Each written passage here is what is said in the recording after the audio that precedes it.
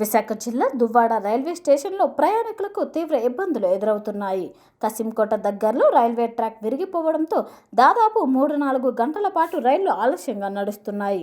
అనుకున్న సమయానికి ప్యాసింజర్ రైలు రాకపోవడంతో ప్రయాణికులు స్టేషన్లోనే పడిగాపులు కాస్తున్నారు. అయితే ప్రయాణికుల ఇబ్బందిని గురించి రైల్వే యాజమాన్యం ఎటువంటి ప్రత్యామ్నాయ చర్యలు చేపట్టకపోవడం గమనార్హం. దీంతో ప్రయాణికులు రైల్వే అధికారుల తీరుపై తీవ్ర అసంతృప్తి వ్యక్తం చేస్తున్నారు.